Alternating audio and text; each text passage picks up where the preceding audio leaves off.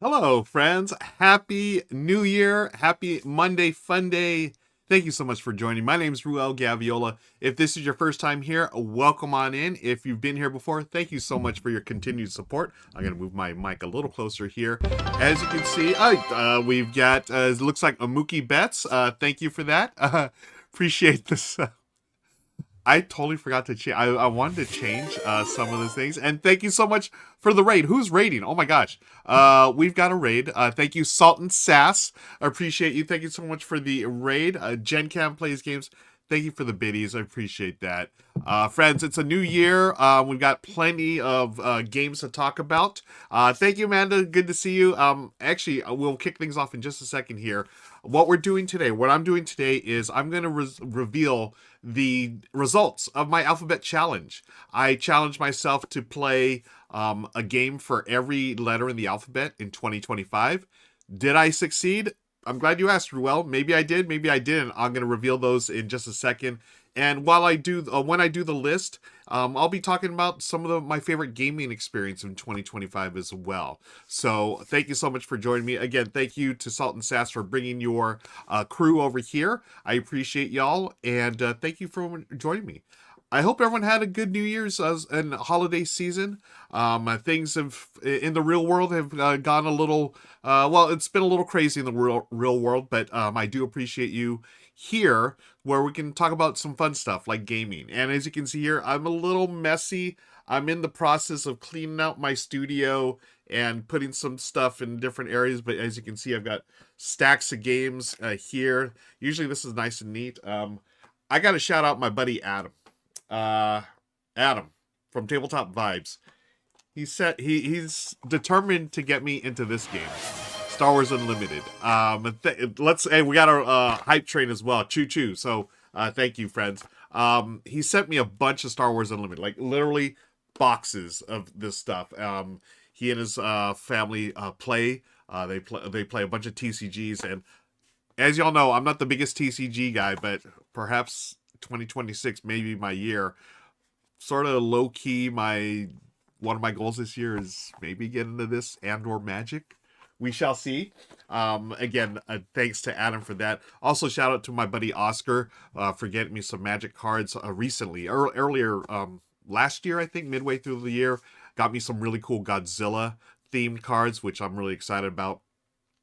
I will get into it someday. I mean, hanging out. I'm surprised I haven't started playing Magic. I mean, hanging out every week with Becca Scott over at Good Time Society. Y'all know she is a huge Magic gamer, and I don't know why it hasn't bit me yet, but the bug. So yeah, hopefully that'll be in my near future.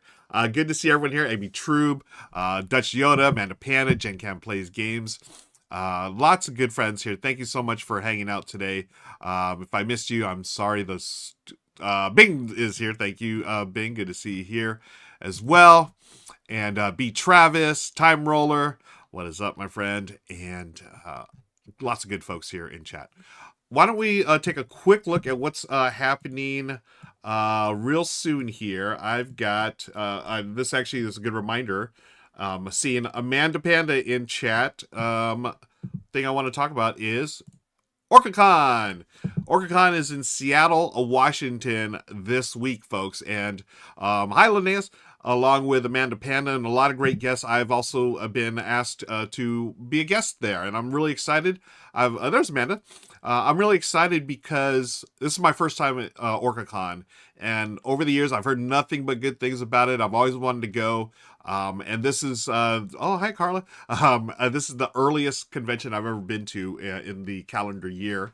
Estefania, and Eric. Oh, and there's your friend there, Ruel, and Phantom Meeple. A lot of fun folks are going to be out there. I'm looking forward to it. I cannot wait to get out there on Thursday, or I mean Saturday. Why? What am I saying Thursday? I fly out Thursday.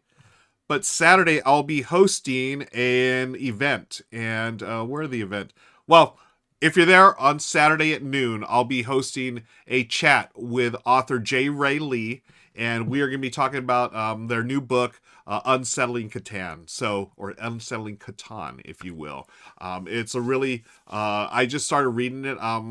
probably won't finish it by the time I'm going to start skimming through some of the later sections I have not finished. But it's a really cool look at the rise and the influence of Catan or Catan. I was taught Catan, but I know a lot of people say Catan, so I'm going with Catan. It's about the rise of Catan and also its influence on the Eurogame and greater gaming sphere in general. So I'm going to be interviewing Jay about their new book, and please come on in, stop by the panel if you were there on Saturday at OrcaCon. Another quick reminder that, on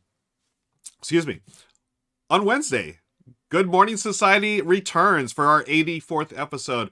Beck and I are super excited for this season of Good Morning Society, as we have been for the last two. This is season 3, and we've got some big things lined up, or at least we're planning on some big things. Last year was a year, and I feel like it was a transition year as we moved from the old studio to the new studio. A lot of great projects going on in Good Time Society, including Good Morning Society. We've got some new things planned for the show, so please come on in. Come on, visit us every Wednesday at 10 a.m. at the Good Time Society channel. You can find it at Good Morning Society. So, episode 84, very, very excited about that. A little shout out to my friends at Tailor.com. I am a proud ambassador of this men's clothing service. It's a rental service. And as you can see here, I just want to highlight this article here. This is from the EIN Presswire. This was actually news back before the break. December 11th, they announced that Tailor was voted best in business in the best startups category by INC magazine. So I work with a co-founder and CEO, Anya Chang.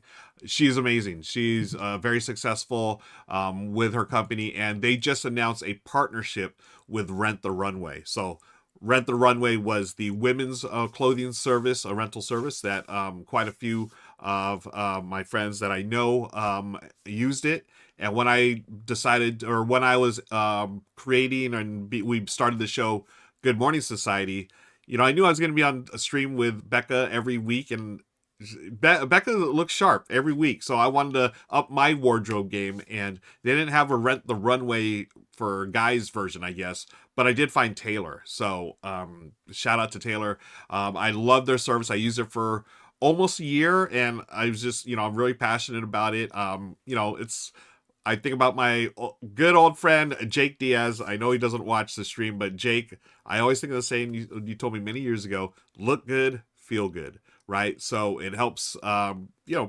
it's, if it's your thing, cool. If not, I mean, I'm a t-shirt and jeans type of guy, but I do like, dressing up a bit. But speaking of, this is from Tailor right now. So I just got my new shipment in, and I don't know why I'm doing this, but it's a nice little sweater shirt.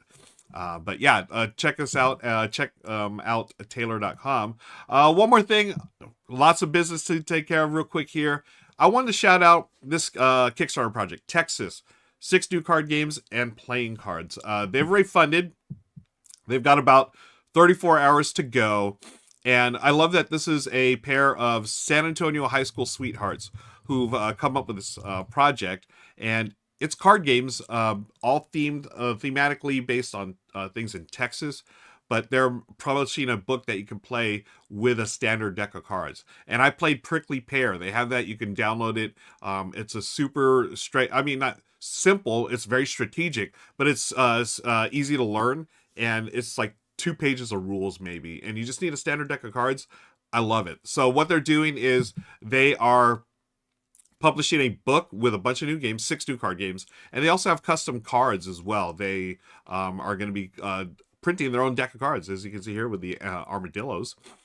So I want to shout out Thomas and Kelly. We had a lovely, I believe Thomas had a lovely email conversation, and we had highlighted this project over on Good Morning Society last year, but I just want to give them one more shout out.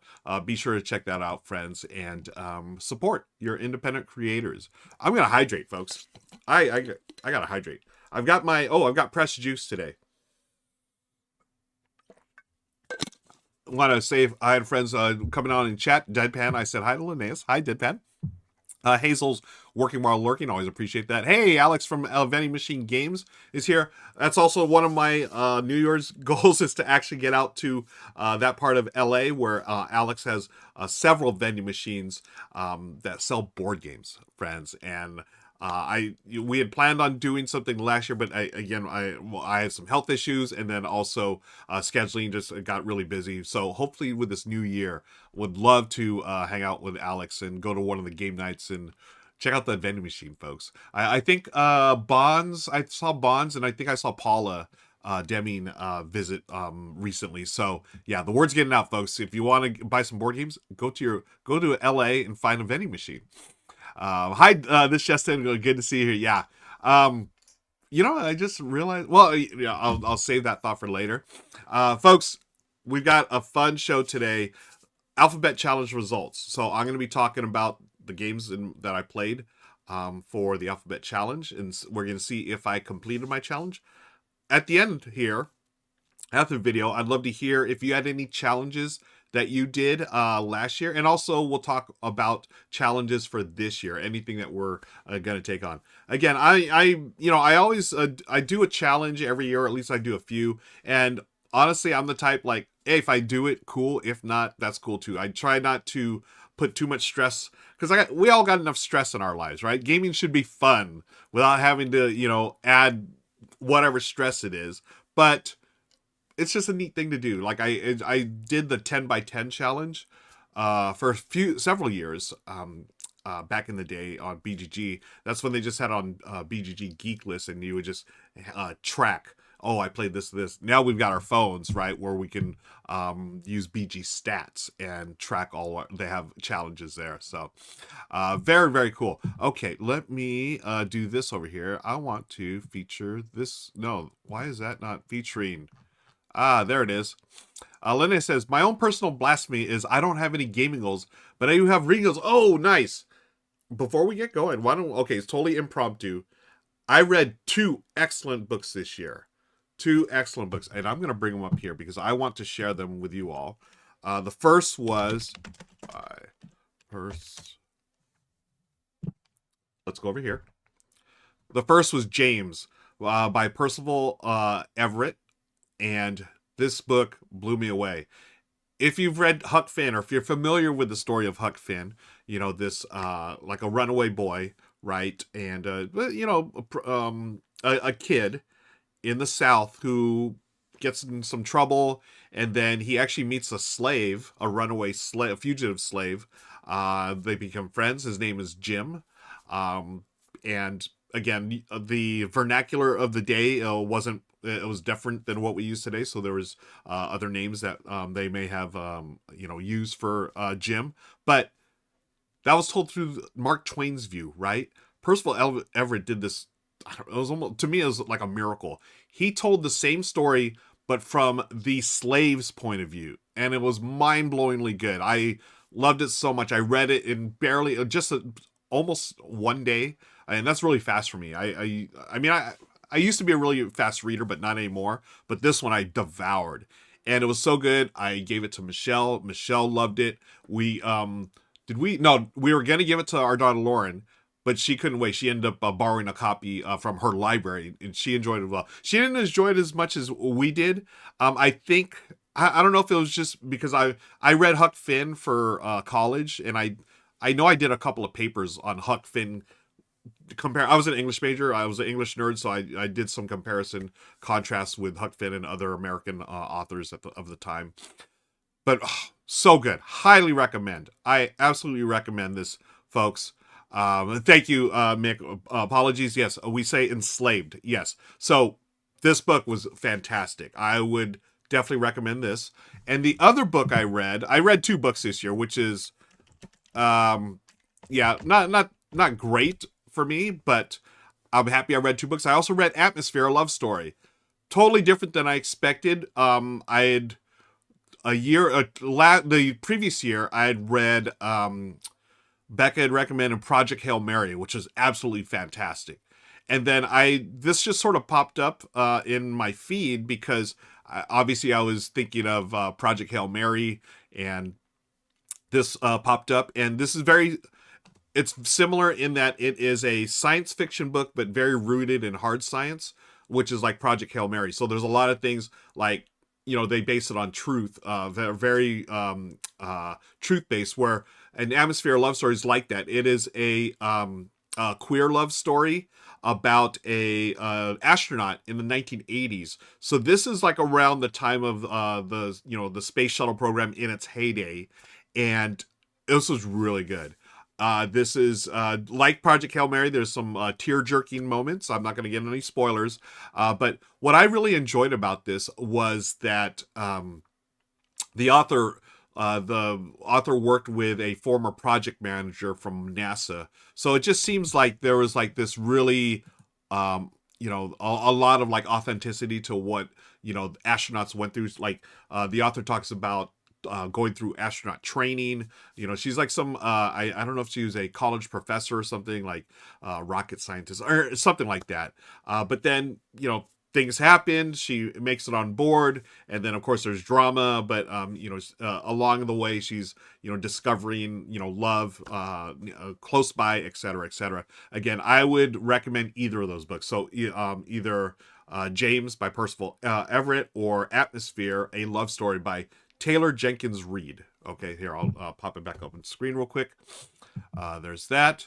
Yeah, either one, fantastic. I would, and while we're here, we might as well, this was one of my favorite books in recent years, Project Hail Mary, from Andy Weir. If you'd seen or read the book, The Martian, same author, and they just announced Project Hail Mary. I just saw the preview trailer. I think, is it this year or next?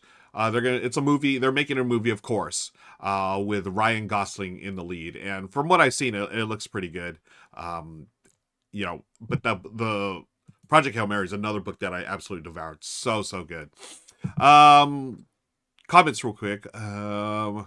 Maybe true is my challenge was to stay within a board game budget. Failed. Yeah, I fail that every year. Dutch, hey Dutch, says I stopped do challenges because it would make me stress or the place would be forced. Yeah, and that is such a fair point. We had talked about this in the Discord before. I think a couple of years ago we started doing challenges, and folks had mentioned, hey, we should be enjoying the games for what they are, and I 100% agree with that. And if challenges are going to make you stress about playing, definitely don't do them. And that's why I've always taken the attitude, hey, I think it'd be fun to do this challenge. If I do it, I do it. And you're going to notice, well, I'll talk about it when we talk about the results of the alphabet challenge. Was I really trying to complete it? Who knows? I'll tell you right now, I wasn't trying to complete. I totally forgot. But then I did my homework and did my stats and looked at all the games I played. We're going to find out if I completed my challenge or not, friends. B. Travis, along those lines, says, what is this budget you speak of, right? Thank you, Mick. Yeah, highly recommend James. It is so good. Michelle and I both loved it. Lauren, our daughter, she said something like, oh, I was so excited because she's a huge reader. She reads the most in our family. And I said, how'd you like James? And she's like, you know what? I didn't like it as much as you guys did. Maybe because she wasn't really familiar with the Huck Finn story. She did like it, but I don't think she loved it as much as Michelle and I did. I know there's certain things in that book, certain scenes where I can vividly remember the original Huck Finn scene that Mark Twain wrote, and then to see what Percival Everett did with it in James was so good. Wow, I read 34 books in total, so it was tough to pick. Nice. Folks, yeah, over in the Discord, if you're not part of the Discord already, I will drop the link here. If you're not already, join our Discord. It's a family-friendly Discord. We talk about nerdy, non-nerdy stuff, and drop some of your favorite books to that you've read. Linnaeus, 2 favorite, Endurance and Radium Girls. I've heard about Endurance. I'm gonna look up these. Lenny, just if you don't mind, if you could drop it in the Discord, I want to look those up as well. 34, that's a lot. Yeah, Mick, this is so one of I don't so every year I think about doing it, but then I don't. I think about, hey, let's talk about goals or set goals. I don't really do that, especially on my channel. because, well, this year I did do one thing, so I don't really have a reason for not doing it. I don't. But one thing I want to do is be more analog, and I've been doing that just in starting actually late last year. Started doing things a little more analog, so I'm writing more things down. I started a journal. I've journaled on and off throughout my life, but I want to be more intentional about it, and this year as well. I've been playing games. Obviously, we all play analog board games, which is great. We also play on BGA, which is great. Again, as long as you're gaming, it's all good. But one thing, someone really, it just blew me away. They were very kind. An anonymous gifter sent me 4 books, and 2 of them were books that you could write in. Well, actually, one you could write in, and one was a scratch off. So it's literally like those scratch off tickets. It's a book of Yahtzee. So you're scratching off these little things, and they're dice. So you scratch them off. Okay, do you want to keep that one? Do you want to scratch off the next one? Push your luck. So it's Yahtzee in a book form. It's brilliant. I'll be taking that on the plane as I fly out to Seattle this weekend. And the other book I got was a crossword book. So it's a big book of crosswords. And I'm just going through those. I had both books spiral bound at my local Office Depot. So they're easy. They lay flat. They're easy to write in. The crosswords I love crosswords. I'm a big crossword nerd. Some of y'all know that I used to do Words on Wednesday, where I would just do crosswords on Wednesdays. But now I'm over at the studio on Wednesdays, so I don't do that anymore. But maybe occasionally I wouldn't mind doing that again. But yeah, crosswords. I'm a word nerd, folks. Whoops, word nerd, folks. So slow down and read, folks. I highly recommend. Oh, Matt's currently reading Project Hail Mary. Oh, I hope he's liking it, and I hope you get to read it too, Linnaeus. Bing says, I want some location gaming this year. Agricola on a farm, Wingspan watching birds, Cottage Garden in a garden, Aqua on a beach. Folks, I love the location gaming. My dream, as always, is I've had this for years, and actually, the game is over there. Santorini in Santorini. I think that's my goal. I would love to do that, or just play any games where they're located, right? Before the pandemic, Michelle and I really wanted to go. We used to do road trips to LA. We're outside of LA, about 45 minutes, but we love LA. We love Los Angeles. I was always rep LA, but we used to take train rides out there. This is pre-pandemic, and we do little foodie tours. We're big foodies too, so we would have like a list of different neighborhoods in LA. We'd take the Metrolink out there. Then when you're in LA proper at Union Station, that's the hub. You take the different, like, either Red Line to, like, west, the West Side. Is it the West Side? Shoot, now I forgot. It's been a while. Gold Line was like Chinatown and Little Tokyo, and Gold Line also went to the San Gabriel Valley. Blue Line would take you, I think, down to Long Beach. Anyways, all these different lines, we just hit the different neighborhoods, and we always talked about, but we never did it. We wanted to do some kind. Maybe we'll do it this year. Heck, that was a light bulb. I don't know. I don't have a light bulb thing, but bing! I was thinking maybe we do that this year. Jump on a train, have friends meet along us on the way, and we go over there to LA and eat. But on the train itself, have like a mini convention where you're playing games, because we always wanted to play Ticket to Ride on a train, and I think we might have played the digital version, but I want to play the analog version. If we're in a train, we got to play the analog version. Maybe like the smaller Ticket to Ride London or New York or whatever, so you don't have to have a big old board, right? That'd be fun. That'd be a lot of fun. Hey, Denix is here. By the way, happy New Year, everybody. Gen Cam, I love this. I'm in the process of creating a board game bullet journal for this year. I never did the bullet journal thing, but I have kept different journals, and I love the concept of bullet journal.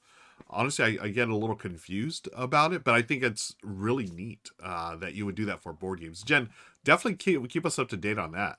Would love that. Yeah, I am heading to OrcaCon, Mick. I don't know if y'all are, but let me know if you are.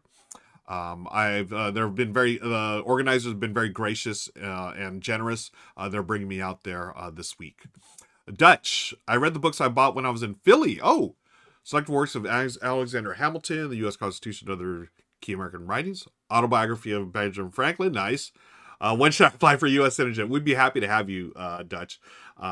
Again, I'm not going to get into the current situation, but perhaps you'd like to wait on that. But I read the Ben Franklin. I did my undergraduate degree in English, American literature, and I read Ben Franklin's writings, and you know, all across the board. Frederick Douglass was a big influence on me, or I just writings that I really enjoyed. Well, not I don't know if it's it was very educational there. Another location game being Terraforming Mars. That would be the ultimate. I agree with this, D-Nix. Philly has great museums too. I was able to the last time, no, 2 trips ago or 3 trips ago to Philly. I got there a couple of days early, did some sightseeing, and got to see where the Constitution was signed. I saw the Liberty Bell. Also saw the Rocky statue at the library, which is insane to me. I love seeing that. Might finish up during finish that.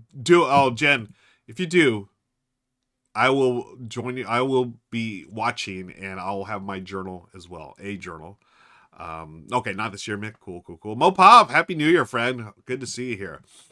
Okay, I need to hydrate one more time, and we're gonna get to what we're here for. Well, actually, we're here to hang out and chat, so this is great. All right. Happy New Year to all, folks. And why don't I go over here and get this all ready to go. As many of you know, I do a little YouTube intro, and then I'm gonna do some editing later on. Mopop's gonna be there. Awesome. Yes, I'll be there.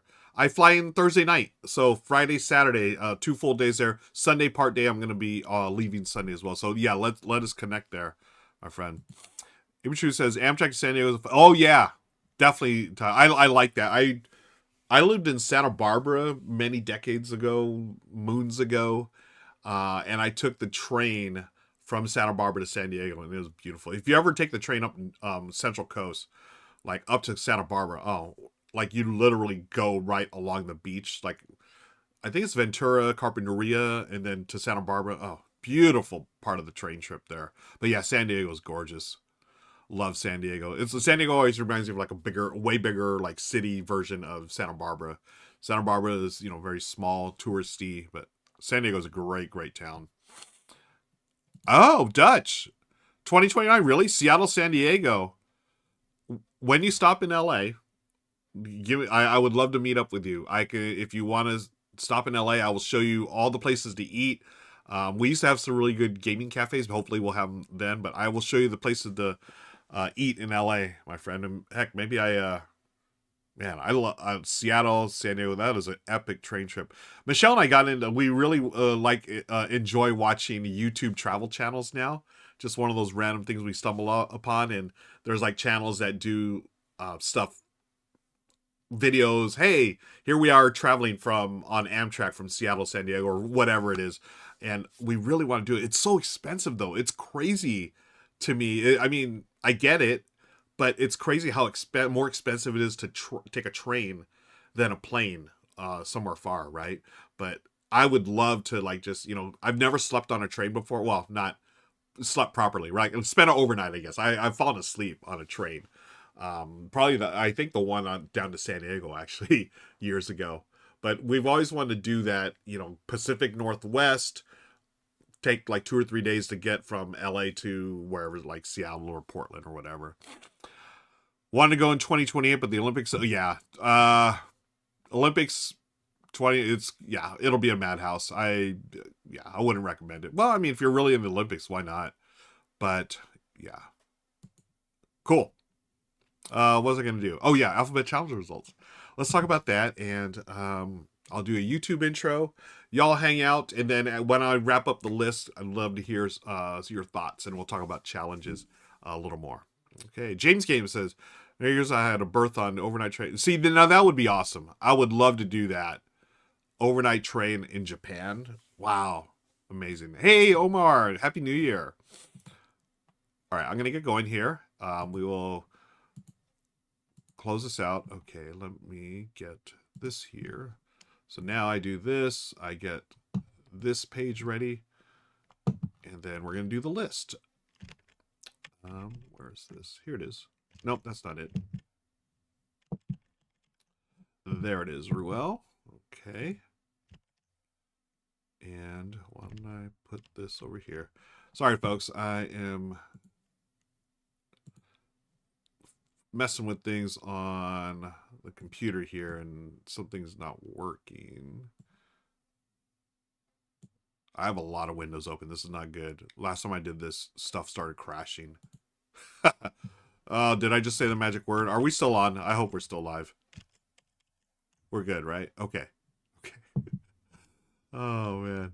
Slivers actually, y'all know Slivers. He actually helped me out, figure some stuff out. So, thanks, Jen. And, yeah. Fooled around with some settings, and hopefully this is still good to go. It looks like it. Yeah. Okay. Okay. Well, I'm going to go with that because I can do this here. Yay. I keep this open here. I know this is just thrilling to watch, right? Okay. We're going to do this. Hi, friends. I'm Ruel Gaviola, and today I'm going to look back at my... I'm looking at the screen here. I don't know what I'm reading. Okay. That was take one. Take two.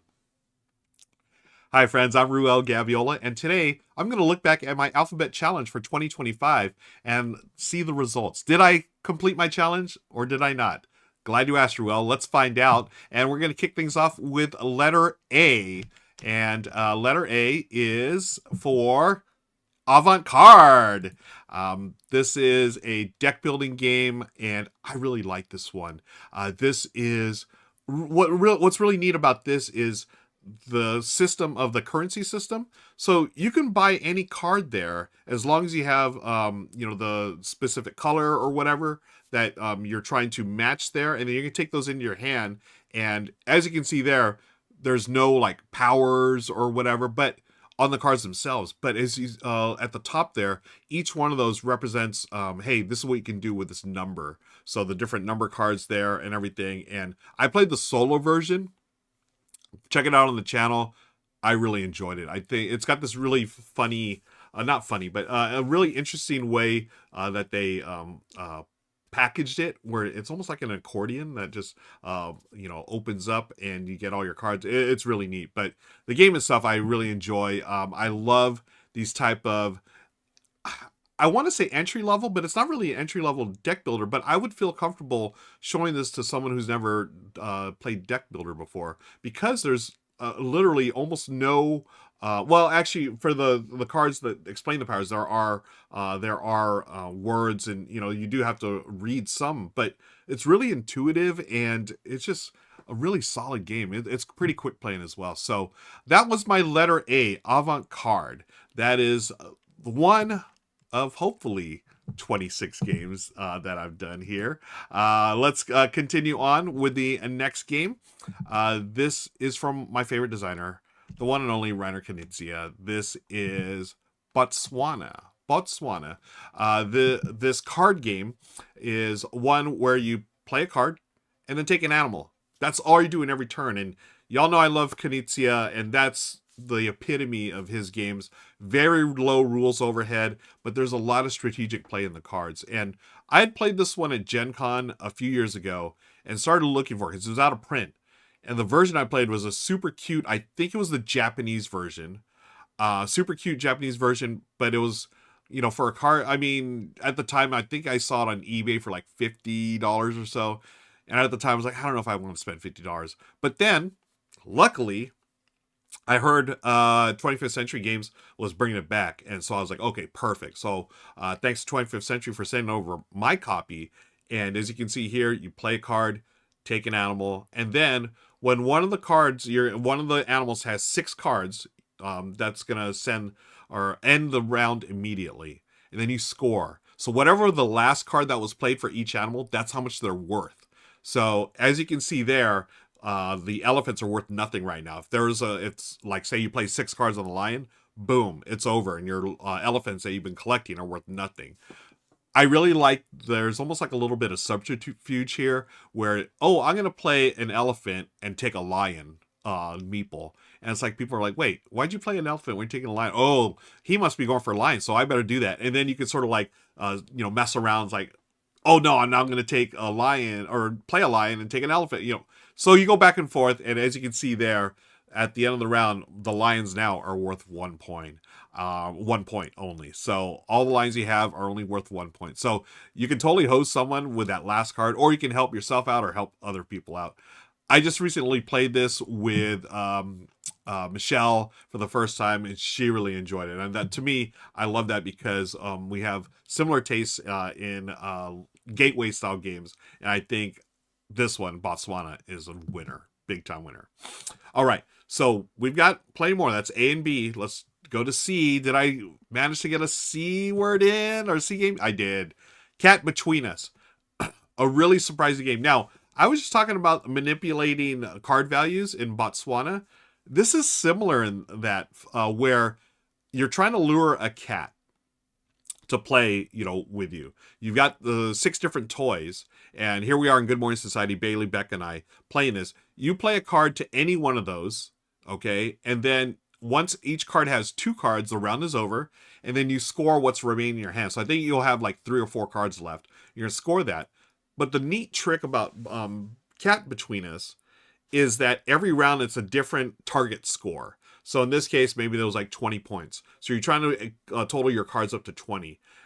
If you go over, then you can't win the round, unless everyone goes over. But it's a really neat mechanism. Just that one little twist of, hey, each round could be different. So maybe some rounds you want to score really low, other rounds you would score really high. And then the first player to win 3 times or 3 rounds is the winner of the game. I love this game. I was invited to the op a few months ago, last year, mid-year or so, and they showed us a bunch of the new games. This one, without a doubt, everyone's like, oh my gosh, this is way better than I thought it would be. It's very unassuming, just a small box, but Cat Between Us, folks, a real winner, and shout out to the op for providing a copy. All right, let's continue with, did I get a letter D game? I did. Duck and Cover. I just played this at the end of the year. I think it was, I'll have to check my BG stats. It was probably like December 28th or something like that. Very late in the year, down at Critical Hit Games. There's open game day with friends over there, and this was super cute. Another game I wasn't really expecting much. We just thought it was going to be a filler, but it was really good. It's bingo style. So cards are going to flip over, and you are going to flip over move your cards. Everyone starts with 12 cards, and you just move in your tableau. So if it's your number, you have to move it either to cover another number, or so the number 2, if it doesn't do anything, then I think it's like 4 cards. If 4 cards don't get placed, then the round is over. Then you score what's left over in your tableau. And the object, of course, you really want to get it to 1 card because you're going to get the most points. But it's been I just played it the one time. I really enjoyed it, and I need to get a copy of this. This a lot of fun, very light, but fun game. And super cute ducks as well. So that is Duck and Cover. Moving on to letter E. I think y'all know I got a letter E. I love this. Is one of my favorite games of recent times as well. Like for a heavier, not super heavy, but like a midweight Euro. It's Endeavor Deep Sea. Lived up to all the hype and then some. I absolutely love this game. This is about exploring the ocean depths and doing things, whether it's diving or, learning about the sea or sending out your specialists to do certain actions. Excellent game. And another one I highly recommend. By the way, these the alphabet games I did here, I obviously didn't just play these games here. I played plenty of games with certain letters, more, and I'll talk about that more at the end here. But I'm basically, for each letter that I did play a game, I'm highlighting one of a few that I played this year. But Endeavor Deep Sea, if you've not played this, again, check out the solo version that I did on my channel. Outstanding action selection game, and one of the best I've played in years. I love how streamlined it is. Very easy to get into, but the amount of strategy in here, amount of things that you want to do, it's brilliant. A masterpiece, in my humble opinion. So that's letter E. Let's move on to letter F. Hey, another one from the op that surprised me because I had no idea it was going to be released is Fountains. Y'all know I love Tile Lane, and this is a tile laying game that incorporates things that you've seen before, sort of like Acropolis, where you can build on top of tiles, so 3D. Which also one of my old school favorites, Tuluva, does the same thing.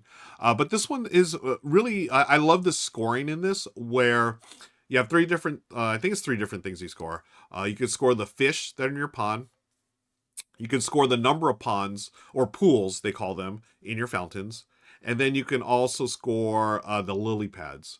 Oh, and also you got coins immediately when there's coins. But what makes this great is that mechanism of choosing where to grab your tile. So you'll see the three different colored ponds.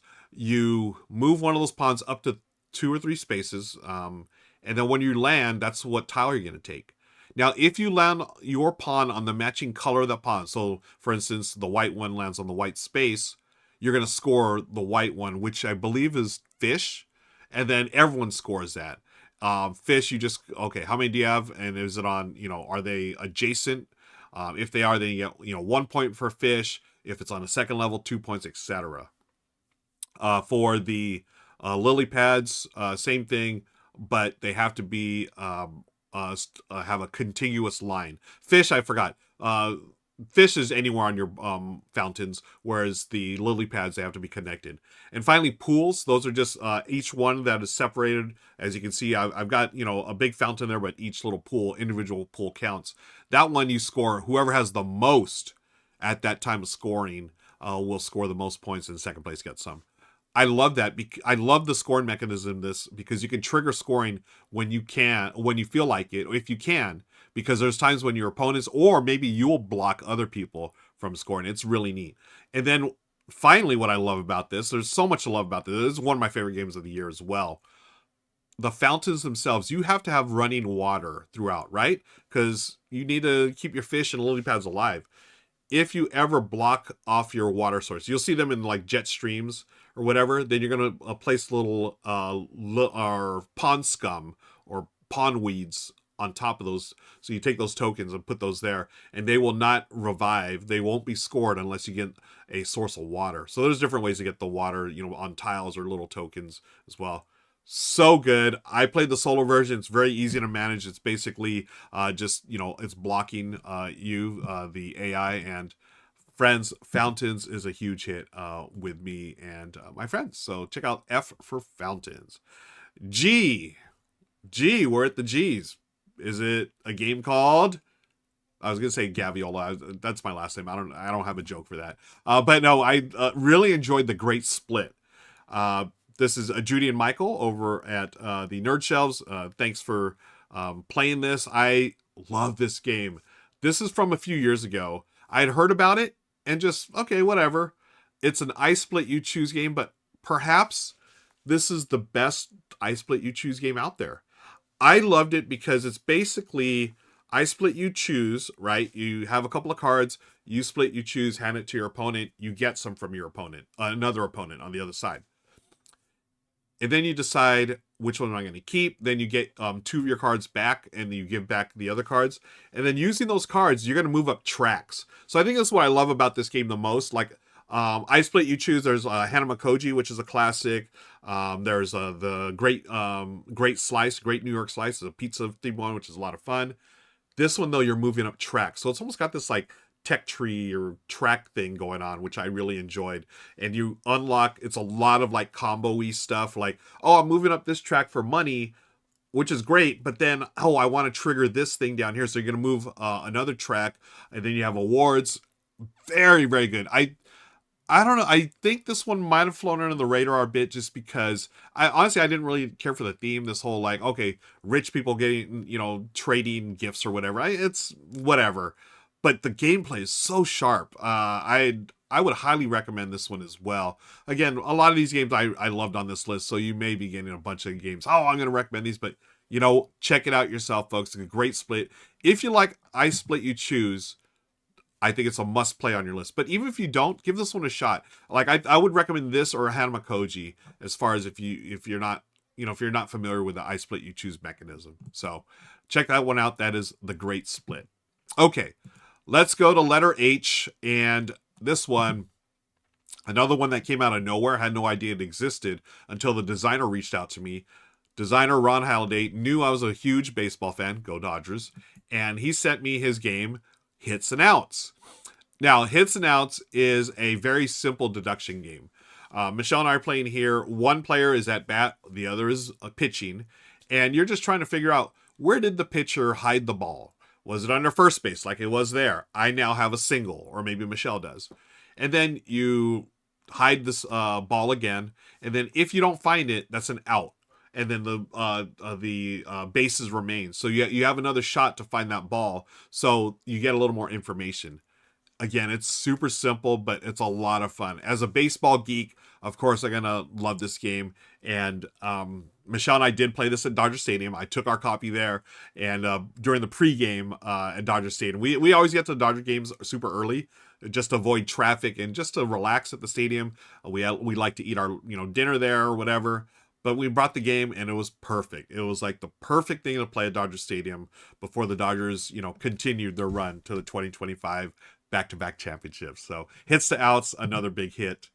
Get it? A big hit with me and Michelle and all the people I played with. So let's continue. I'm going to hydrate real quick. And let's continue the list with letter I is for I Made You a Mixtape. This is from Mike DeLisio, Dan Hughes, and I enjoyed this greatly. I think a lot of it was nostalgia, of course. I literally used to make mixtapes. I made plenty of mixtapes back in the day where we had cassette players and you would record the songs and you put your favorites together, which evolved to CDs, which I perhaps made a CD or two for Michelle when we were dating. And then now it's evolved to playlists, right? You custom make your playlist. This is a really fun game of set collection, and you have the different genres of music, different things that you can collect. And what really stood out to me was the spatial aspect. I didn't expect that. It's this really neat thing where, so you go left or right, depending on what the cassette says in your little mixer here. But then if you'll notice those like little tape, like actual cassette, not actual, but drawing a cassette tape on each card, you're trying to line those up so that shows the flow of your mixtape. It's fantastic, folks. This is a lot of fun, nice puzzly element to it. I've only played it. Have I? I think I played a 2-player game, but I played it most at solo, and I really love the theme, the art and stuff. You can tell there's a lot of love that went into this one as far as, hey, we know what mixtapes were all about. Let's talk about this. Now, having said that, I think there's a few things they could have improved as far as like graphic design, because there was a few times I was like, wait, is this supposed to be left side, right side? Is very minor quibble. Still a game worth checking out. That's for the letter I Made You a Mixtape. Okay. What's after I, friends? J. Now, we talked about how I played a bunch of games for, well, we're going to see if I did every letter, for letters in the alphabet. J, I played exactly one game with the letter J, and it was a game called Jungo, or Jungo. I totally forgot about this game. So here's BGG, Nikki and Lincoln playing here. I forgot what this was. I played it with my friends Kelly and Aaron of the podcast Variant Hex. I forgot. I'm pretty sure this was a trick-taking game. If I would have looked this up before I did this video, besides the fact that I'm doing this live and I ran out of time, friends, if you're watching on YouTube, thank you so much. I believe it was a trick-taking game, folks. I'm just gonna straight up tell you, check out BGG. It was the only J game I played this year. Apparently there's not many games that come across my tabletop that have the letter J in them, but I remember having a really good experience with Aaron and Kelly, so I'm sure it was a good game. But let's move on to letter K before I embarrass myself anymore. K is for Knizia, and I did not do this on purpose, I swear, but I had the letter K for Kariba. Not Karuba, Kariba. Here's my buddy Darryl and I played this many years ago. I actually played this a few times. I think we did Good Morning Society. Beck and I probably played this, but I do remember playing it live this in 2025. Very straightforward Knizia style game. Play a card, draw a card. You have those numbers there. Whenever you can place a number, they're different animals, and they're going to represent eating the other animals. So as you can see there, Daryl just put down 3 cards there. You eat or chase away the one. It's a water animal, so you chase away the animal that's to the left of it. And once you get 3 or 4. Oh, why do we have 4 over there? There's 4 up there that didn't. Oh, maybe 8 something else. But if you can, you really want to try to get as many cards as you can. So there's, I think the number 5 has 4 of them. If you can play 2 6s there, because it's 3 or more, you're going to get all the 5s. Okay, and the 5s, if you play another 5 there, since it has 1, 2, 3, 4, it would have 5. It would skip over, and you would chase away the number 3, so you get 2 number 3s in your hand. You play until all the cards are taken from the deck, and then you just count up how many cards. Whoever has the most wins. It's a great filler, folks, and it's a small box. It's not by Oink Games, but it is like Oink Games size box, and it's one of my go-tos. I always have it in my little quiver when I go. James Games. Oh, we are recording this live, folks. James Games says, I think Jungo is a card setting game, and you just hit on the head. It is a card setting game, so you're trying to get rid of the cards in your hand. Thank you for that, James. Let's move along to letter L. One of my favorite games of 2024, I believe it was, when this came out. This is Let's Go to Japan.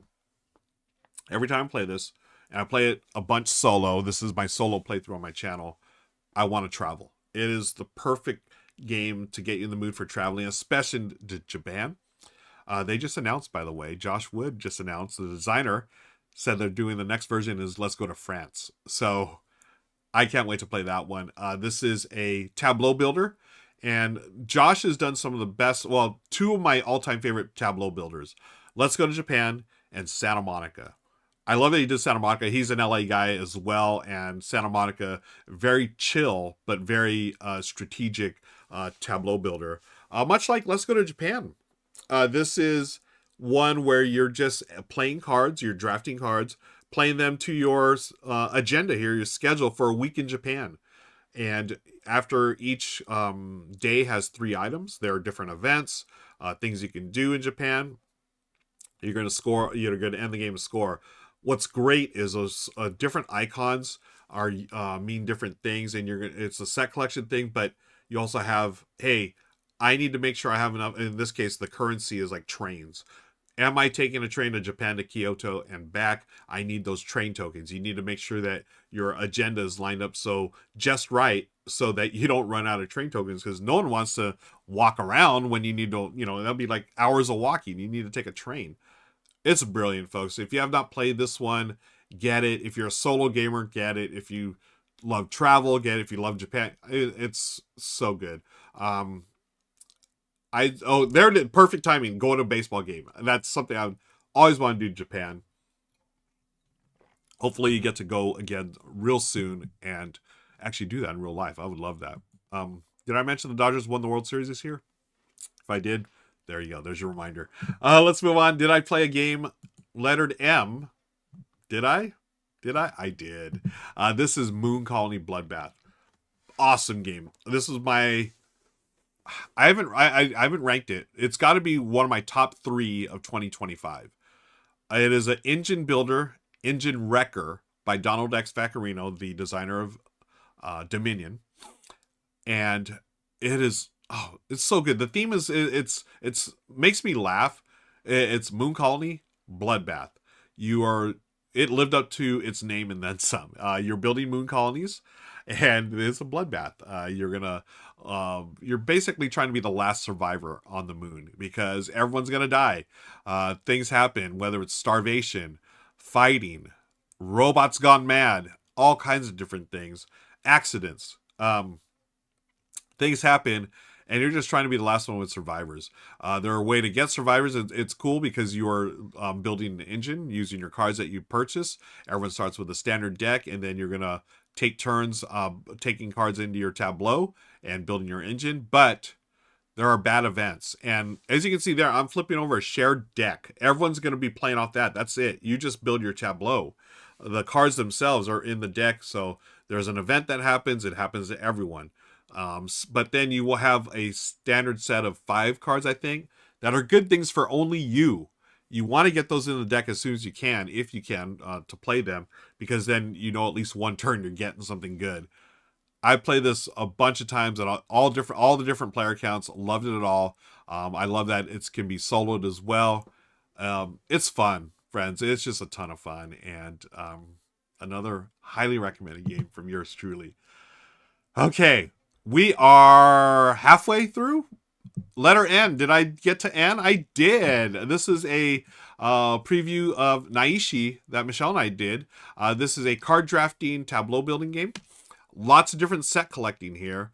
And what's neat is we start with our tableau there in front of us. There's 2 rows of 5. Now, you're also going to have cards in your hand. So the cards in your hand you're going to play as well, but those are played at the end of the game. So you sort of reveal those, and you're going to see, okay, which one, what do I score here?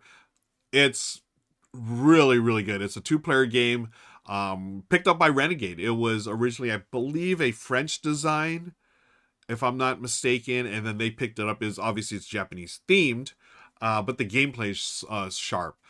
Check that out at the Renegade Game Studios. We've done the preview of the game. There's also some actions you can take as well that help you mitigate, hey, if I don't like these cards or I need to move stuff around, I can use those actions. Because as you see the tableaus, those are the tableaus you have. You're only going to be able to cover up cards or get rid of them. You can't actually physically move them from one column to the other unless you use one of those special powers. Really neat way to do a tableau builder. And yeah, Naishi's great. What's after N? O. O is for a game that's not out yet, I believe, but it's supposed to be out real soon. This is Off With Their Heads. I got to play a production or a prototype and then a near final production copy of this.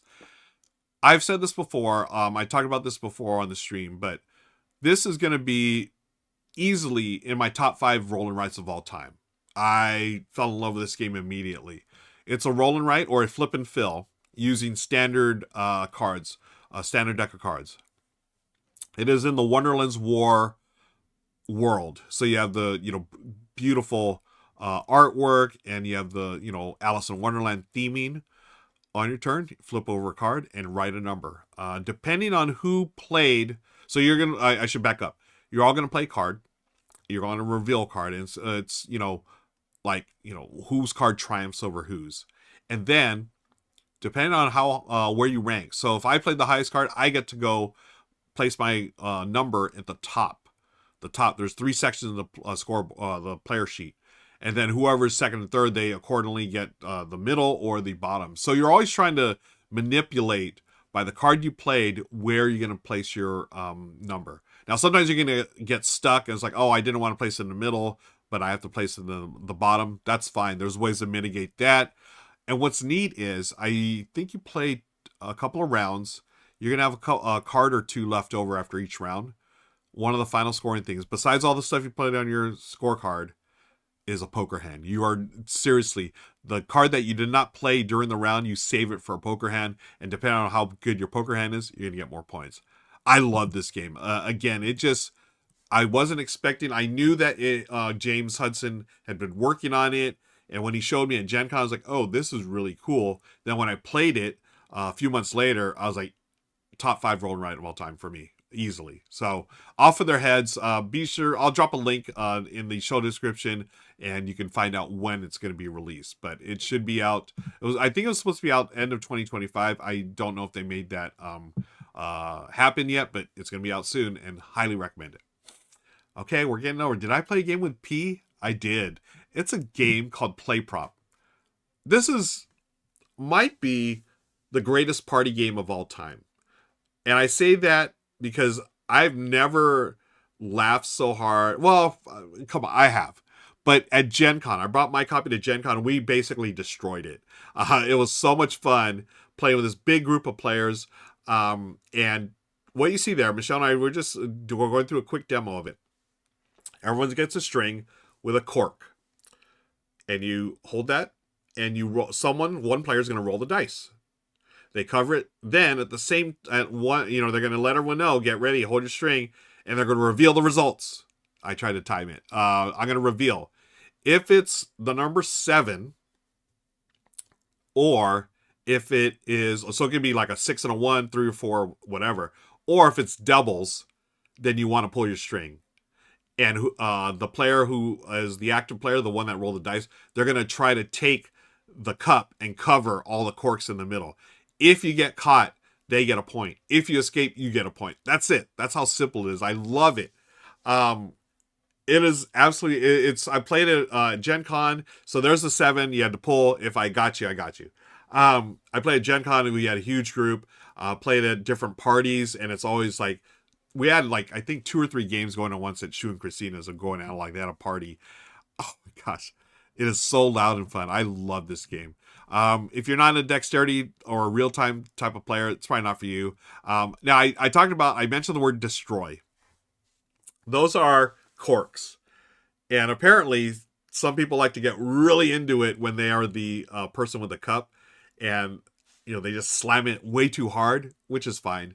I'm sure it's easy. I haven't fixed mine yet, but we have wine corks in the house. You just have to put a new, like, drill a hole or make a hole in a wine cork, put the rope through, or the string through it. But yeah, I might have like destroyed a bunch of corks in my copy. That's how much fun it is. You're just tearing it up. But Play Prop, folks, for a party game, one of the best out there, if not the best. Okay, let's change paces here. That was letter P. We're getting to some of the tough letters in the alphabet, right? Did I play letter Q? There was a pause for dramatic effect. Did I complete my challenge so far? I did. Letter Q is Quicksand. Another game I played at the end of the year, and it was, I think, the first video I released on the channel for this year. This is a real-time sand timer game, much like Kites or Skyrockets. There's a few of them that came out. This one might be my favorite, I think. I love Kites, but I really like the puzzle of Quicksand, where you play your cards. Now I'm playing the solo version. It's a slightly different than the multiplayer, but the multiplayer is basically everyone has 3 cards. You play one, and then you're going to turn over the sand timers. So you either can match the shape, which are there, like the circle, the triangle, square, etc., or the colors. There's 3 different colors, or both, or there's a wild that allows you to do whatever. But here's the interesting thing. As you can see, there's 2 yellow ones there. If I played a yellow card, I'd have to move both the sand timers yellow. I'd have to flip those over. So what you're trying to do is get to the safe zone, all 3 of them, all the way to the left there, around the way. Get all 3 with some sand remaining. Now, there's going to be times when you're going to not be able to do it, and so they go off the board. You need to get them back in with the wild. But if they run out of sand when they are in the zone, the safety zone or whatever, then you lose the game. Terrific game. I was surprised that I was able to play it solo. It seemed, I was like, how are you going to play a real-time sand timer game solo? They made it work perfectly. It was great. Great little puzzle. And so be sure to check this out if you like real-time games. I don't know if you're not a real-time fan, you probably won't, this won't change your mind. I still think Fuse is one of probably my top real-time game for this type of puzzle, but Quicksand, right up there, and definitely a recommendation. Okay, R is for Ruel, and yes, Ruel, I did play a game that started with the letter R. I played River Valley Glassworks. Love the design of this game. Love the artwork by Andrew Bosley. It is got those azul, well, I don't know if it's azul plastic or acrylic type. I don't know, those bake-like pieces. But the one thing I had a problem with this was it's not colorblind friendly. The colors are way too similar, like with the purples and I don't know, pinks or whatever. For me, I just had my wife, who has way better vision than I do. Before we started, I was like, can you help me pick out the pinks and purples? And as you can see there, I drew on some of them. Like, I think I put a little P for purple. I might have put a G for green or whatever. But once I made that fix, boy, this game is good. It goes by way faster than I thought. It's a quick playing game, but there's a lot of neat strategy to it. So you play, you're going to select either to play one of the gems there or the glasswork into the river, As you can see there, you take the gems that are orthogonally adjacent to it, or adjacent to the tile that you played there, depending on the shape. And then you're going to take the tile that's next to you and take those into your hand and place them into your Glassworks shop. And the Glassworks shop, you're going to score points depending on how many you get for each. You really want to try to get the ones on the right, because those are going to be worth more points, and you're trying to go up. You only have, I think it's like 17 turns, but man, they go by really quickly. I love it. It is a light game. I think there's more rules overhead than, say, like something like Azul, but the puzzle is very good, and that's why I love playing it. This is the solo version where you play against a bot, which is really neat. Works really well. Again, we are recording this live, folks, and one of the live questions we have, Gen Cam plays, have you played on BGA? I have. I don't remember Hubby having color issues there, but I could be wrong. Yeah, I think, if I remember correctly, they do, like when you hover over in Board Game Arena, you hover over and it'll say like green, whatever. But I remember playing it, and I don't think I had a problem with it. But I did, of course, I love the analog version. So yeah, River Valley Glassworks, folks, that's our game. Our game. Let's go on to our S game. What starts with S? What about Spirits of the Wild Awakenings? Now, earlier last year, Bailey and I had played the original Spirits of the Wild, and then Becca and I played the new Spirits of the Wild Awakenings. The difference is, well, let me give you a quick rundown of the game. It's a set collection game. You are playing one action per turn that allows you to either add gems to the main dish or the market area or the supply, or you're going to place those onto your player board, which has different ways to score. If you're familiar with Steve Finn games, it reminds me of a Steve Finn style scoring. Like one board, you want all different colors. The next board, you want all the same. The next board, you want a 3 of a kind and a 2 of a kind, etc., etc. And you just go until one player's pulled out 5 of the spirit stones. The spirit stones are neat too. As long as you have one, you can place it, and then you're going to score double for that scoring condition. But you cannot add any more stones there. So when there's 5 on board or in the dish, then the game is over.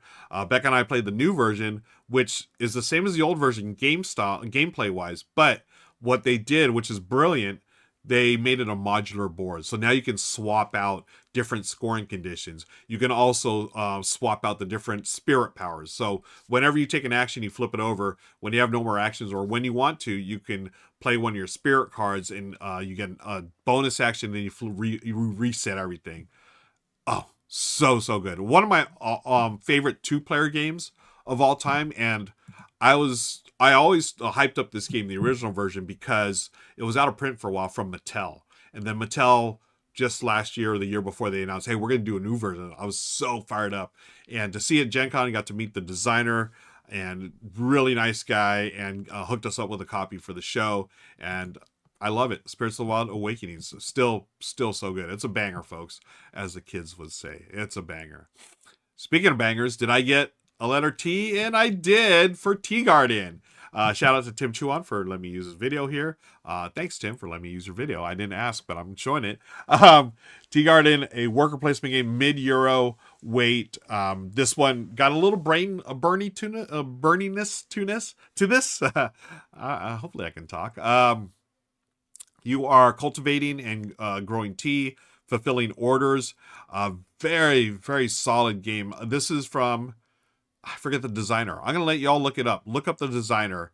I want to say it was not Danny Garcia, who done Barcelona, but another renowned designer. I'm going to wait for y'all in chat watching it live to remind me of the designer. Thomas Holek, thank you so much, James Games NYC. This one I played with Linnaeus and Kelly during Gen Con. We got together at Kelly's house and played this, and man, I loved it. It was so good. I need to get a copy of this. It was on my wish list. I did not get it during the holidays, but I believe I'm gonna treat myself this year to get a copy of Tea Garden, because it is good. Let's continue on. Omar Hernandez says, I enjoyed this one, but my wife did not, even though she won. So I traded off. Oh yeah, that's I totally get it. There's not gonna be for everyone, but I really loved it, and I'm glad you did too, Omar. Oh yeah, James says The designer also did Galileo Galilei and SETI. SETI was one I was trying to figure out. Okay. Let's move on to, let's see, what's after T? U. Not you, but the letter U. I played Unmatched Adventures Tales to Amaze. Now, I did this for the live stream at Critical Hit Games. I actually did this one from home. I soloed the game because Unmatched Adventures is the Unmatched game, but it is a cooperative version of it.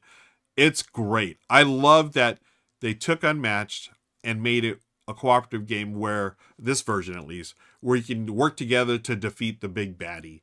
And here I did it. I played 2 characters against one of the baddie. They've got a bunch of cool little things, but new things in the game. But the core elements stay the same. Play a card, move, fight, whatever. And it's so good.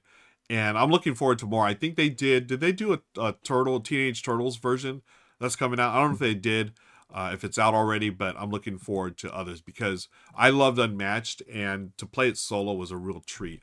Like, I didn't think it would be a good solo game, honestly, but it was great. It was, got that puzzly one, and Omar Hernandez also soloed it two-handed last night. It's a great game, folks. So, Unmatched Adventures, that's my letter U. Did I do letter V? I did, with Vivo. Now, I did 2 games that started with V, and quite honestly, I don't remember either of them. This is Taylor's trick-taking table. If you love trick-taking games, you've got to subscribe to Taylor's channel. He is the foremost expert in trick-taking games in the hobby. This is one I believe I played with Kelly and Aaron. I don't know if Linnaeus played this with us.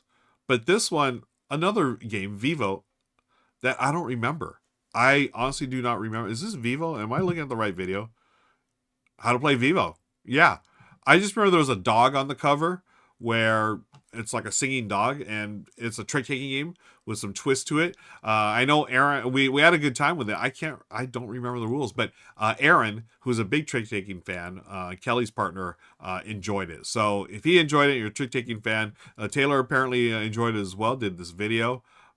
Check it out, because I don't remember playing it. So sorry, folks. Let's move on before I embarrass myself. It's too late for me to embarrass myself any less, right? What's after V? W. Did I play a W game? I did. This is a solo game from one of my favorite designers, Scott Almes. He did Wraith and the Giants. This is a Colossus monster that you're trying to defeat. It's bag building, deck building, hand management, all the good stuff. He had done Warp's Edge, which is one of my favorites, and he does a lot of solo hero adventure games for Renegade Game Studios. This was fantastic. I love this one. Yeah, this character, what's really neat is the narrative in this. You start as a kid, and each age, you are going to age for, you started as a kid, you move on to middle age, and then you later age. So each time you play the game, you're going to choose a character, so you can play through the campaign. It's really neat because you're evolving as a character, and then the monsters, they always change up. Excellent game. I can recommend a lot of Scott Almes' games. He did the Tiny Epic series, of course, which I love, and then the Solo Heroes series games. This one, Warp's Edge, which I just talked about. Also, what was that one? Recklin's Run, which is sort of like Mad Max post-apocalyptic game. So good. And if you're a solo player, definitely recommend it. Now I think they said you could co-op on this one, but honestly, I really feel it's like it captures the spirit of a solo video game here. Okay, so that's letter W. What is after W, folks? I believe it's X. I did not have an X game. I did not. I failed my challenge. I did 25 of 26 games. I did not get an X game. If you can drop comments below, let me know what an X game I can play for this year is. I've already got my Q game queued up for this year in 2026, but I need an X game. The first one that comes to mind is Zia, and also Xenoshift. But if you have any recommendations, either live here or in the comments below on YouTube, let me know. But I'm going to finish up my list because I did play a Y and Z game. The first was a classic Yahtzee. of course, I love Yahtzee. It's the OG roll and write. This was the National Parks version that I got. And it's Yahtzee. You roll, you save a dice or two or three or four or whatever. You can re-roll up to 2 more times, and then you fill in the sheet based on poker hands: 3 of a kind, 4 of a kind, full house, etc. You go until 13 turns are over, then you add it up and you see what your score is. That's Yahtzee. I love that the op does so many different versions. My favorites include a spam can and also a cup noodles. Those are great. The D&D one's great. D&D is actually a dice tower. But if you haven't played Yahtzee, folks, please do. Maybe you'll find it dated. It is dated to an extent. It's 1950 something. But I still think it holds true to this day. And you can see its influence on a wide variety of games. We're rolling rights or not. I mean, Richard Garfield took the re-roll mechanism and built King of Tokyo on it. I mean, it is a... it should be... Is there a Hall of Fame? Yeah, there is a BGG Hall of Fame, right? I don't know if it's in there. It should be in there. Yahtzee, folks. My wide game of my challenge, and that leaves us with one. Did I play a Z game? I did play a Z game, and it is Zenith. Beck and I played this on Good Morning Society. This, I think it was nominated for Spiel, and it's awesome. It's a 2-player only game. You are, I forget the theme. It's a sci-fi theme. Where you're trying to gain influence on like 5 different families or whatever. Oh, what happened to the screen there? Oh, the camera must have shut down. Did we fix that? Ray. Oh no. Oh, there we are. We're back. Oh, that must have. I'm sure that was fun live. You play up to 5 different families here. It's got a little bit of engine building, so the more you play on one, the bigger discount you get in order to bring another member of the faction there. There are a couple of sideboards there. On the left, it's like a tech tree. On the right is if you place there, then you're going to get special action. And then you go through, you're trying to collect the different planets of influence. And then it's a tug of war as well.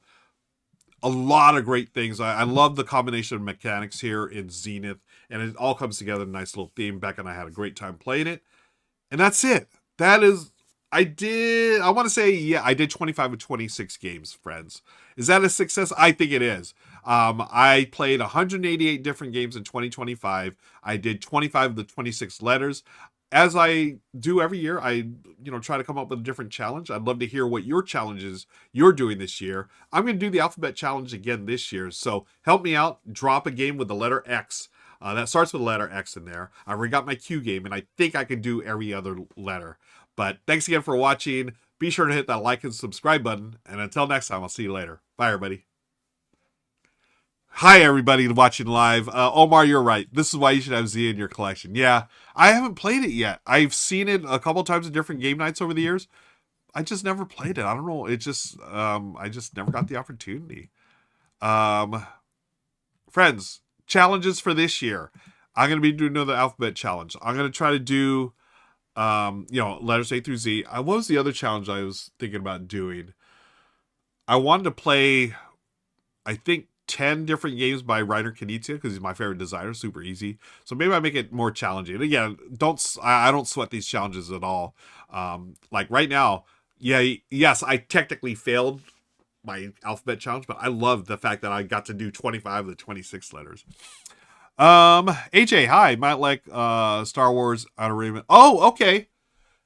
Zia, if that's like Outer Rim, I have Outer Rim. Oh no, you can't see. I love Outer Rim. Okay, cool. IT, Omar, if I'm NYC, I would love to play Zia. Yeah, Jen, X is the toughest letter. It really was. Q I thought would be, but I actually have a bunch of the, like, Quinto and Quarto. I actually have a few Q games. And honestly, folks, I don't keep track of this stuff. Well, when I went to do research, I was like, yeah, there's no way I did a Q or X game or a Z game. When I did my, stats, I was like, wait, I played Quickset at the end of the year. Wait, I played Zenith. I was like, okay, cool. So it was a pleasant surprise. James says, one of my challenges is to play 30 games in my collection that weren't played in 2025. Nice. I love that. I love that challenge. I love New York too, James and Omar. Oh, how can we make that happen? I would love to. I haven't been there in like 20 years, I think, but I was rest in peace. My buddy Big Ryan used to live in the Bronx, and before they tore down the old Yankee Stadium, he took me to my first and only Yankee game a Yankee game at Yankee Stadium, the house that Ruth built. That was a real treat.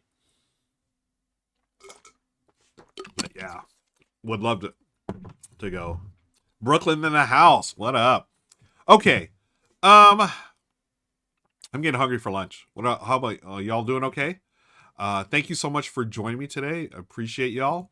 And why don't we raid someone else and then get on with our day? Thank you, friends, again for watching. Let me find someone to raid real quick. Let me close this window. So many windows open. And we are going to raid. Raid. Who can we raid now? Who's streaming? Bonds is streaming. We're definitely going to raid Bonds.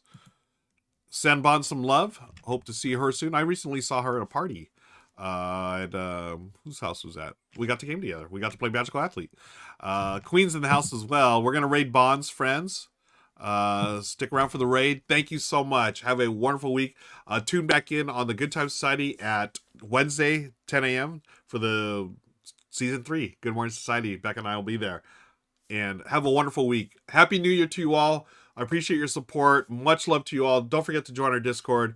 Hang out and have a wonderful week. I'll be seeing you on stream Wednesday. And if you're in Seattle, I will see you at WalkerCon. All right, everybody. Take care so long. Bye-bye.